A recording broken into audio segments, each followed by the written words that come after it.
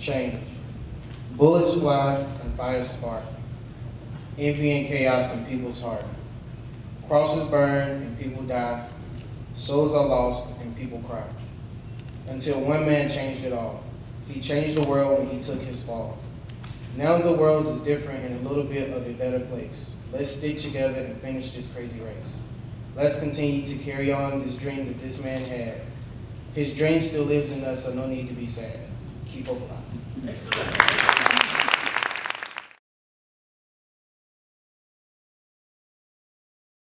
Interpretation of the dream.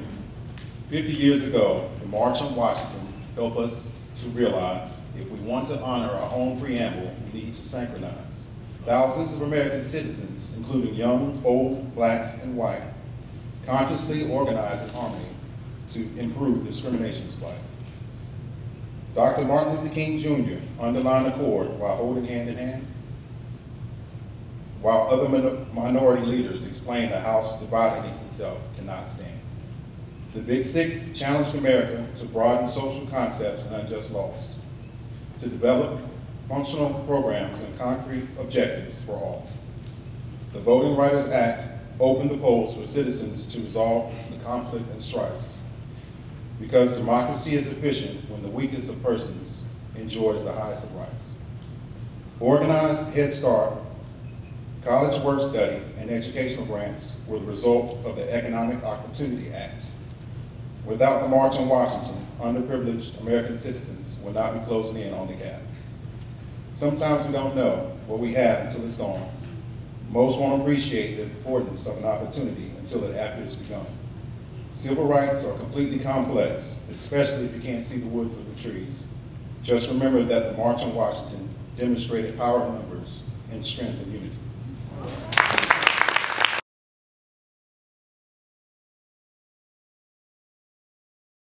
Beauty. Beauty is in the color. Beauty is inherited. Beauty is not social standing, but beauty is in the heart. Beauty is on the outside and the inside of you. Beauty is in the sky, and beauty is in the sun. Beauty is in the moon. Beauty is in the stars. And beauty can be in hurting. Beauty can be in laughter. Beauty can be in crying, but beauty was not derived in 1964. Beauty was not people murdered in Mississippi. Beauty was not Rosa Parks bus rides, but beauty changed in 1965 with the Voting Rights Act. Beauty changed with Martin Luther King Jr. Beauty changed when the race began to look beyond color. So, beauty is what you make it to be.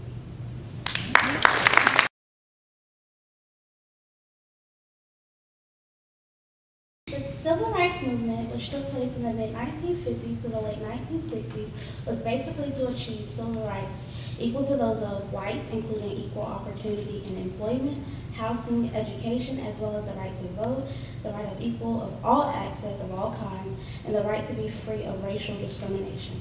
August 28, 1963, more than enough Americans gathered to hear their inspiring leader, Martin Luther King Jr., give a speech, "I Have a Dream," that impacted social and political challenges that African Americans face throughout the country. Ultimately, the essential question is, how has the March on Washington and the Civil Rights Movement impacted the rights and privileges of Americans since they were passed? As we know, Martin Luther King Jr. played a big role throughout this whole process. In his speech, "I Have a Dream," he addresses that people of all races should be equal, not just equality, but for also the nation to come together as one. Another aspiring leader was Rosa Parks. She helped accomplish a monumental goal by not giving up her seat to a white man in Montgomery, Alabama on a city bus in 1955. A courageous leader, Nelson Mandela, rest in peace, not only stood for justice, but for freedom for his country as well. All three leaders, in fact, went through some difficult times, but managed to still overcome and impact our world today. The most inspiring part about this movement was people hurt them in many ways, and as leaders, they were mistreated. But it is known that they didn't want any revenge. They wanted peace with everyone. There were numerous amounts of leaders that helped shape this movement. This has had a huge impact on us today. Overall, as one, we are a Overall, as a nation, we are one. No more segregation. Everyone has a right to vote. Blacks don't have to stand up or sit in the back of the bus. We have had 2 terms with our very own first African-American president, Barack Obama. We have improved abundantly as a nation. I said in Martin Luther King's Jr. speech, free at last, free at last. Thank God Almighty, I'm free at last. Which leads into a song that's kind of like a Negro spirituals they had while he was singing, while he was on his speech. The song goes, we come this far by faith, leaning on the Lord, trusting in His holy word.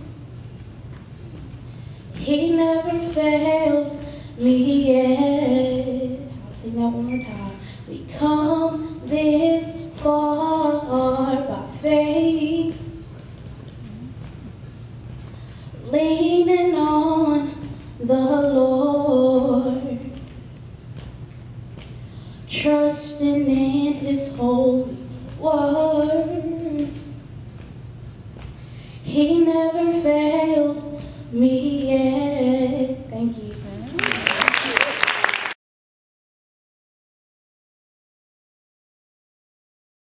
My name is John Lewis. I was born in Troy, Alabama. I was the 3rd son of Willie Mae and Eddie Lewis. My parents were sharecroppers. I saw racial discrimination as a young child. I saw those signs that said white men, colored men, white women, colored women. I remember as a young child walking with my brothers and sisters and my first cousins to the library to get library cards and check out books. We were told by the librarian that we couldn't get them because this library was only for white children. That's a little bit background about me, but let me take you back to 1965. It was a brisk, breezy, and a few puffs of purplish clouds scattered across the clear blue sky. It was noon when I arrived at Brown Chapel Church. 500 marchers had already gathered. King instructed Andy to choose someone to be my co-leader. The odd man out had to be Hosea. This little slice of history was made by the flip of a quarter.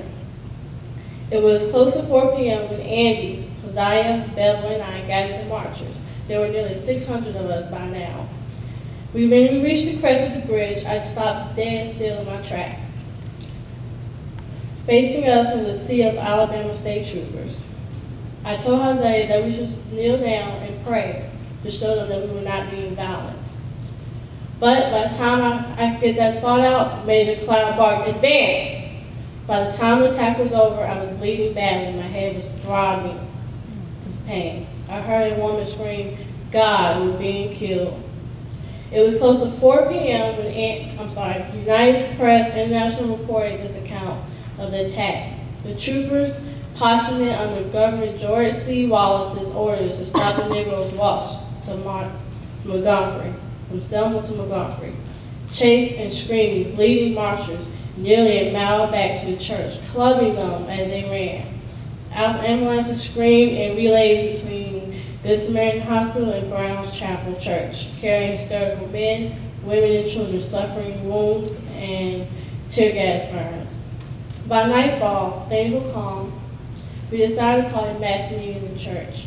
More than 600 people arrived. The church was packed wall to wall.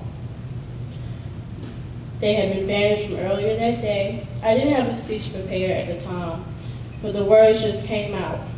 I don't know how President Johnson can send troops to Vietnam. I don't see how he can send them to Congo. I don't see how he can send them to Africa. But he can't send troops to Selma, Alabama. Next time we march, we may have to keep going from Montgomery. We may have to go to Washington. The next morning, the Justice Department announced they would send FBI agents to Selma to investigate whether unnecessary force was used by officers and others.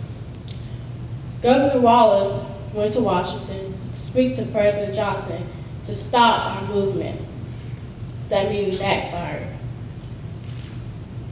Johnson did not agree to help Wallace. On Saturday, March 13th, along with 70 million other Americans, we listened to Lyndon B. Johnson make what many and I consider the finest speech of his career, but probably of any president has made on the subject of civil rights. He said, "Even if we pass this bill, the battle is not over. What happened in Selma is part of a far larger movement, which, in every section of the state of America, it is in efforts that American Negroes to secure for themselves the full blessings of American life. The cause must be our cause too, because it's not just Negroes, but really it's all of us that must overcome the crippling legacy of bigotry and injustice, and we shall overcome."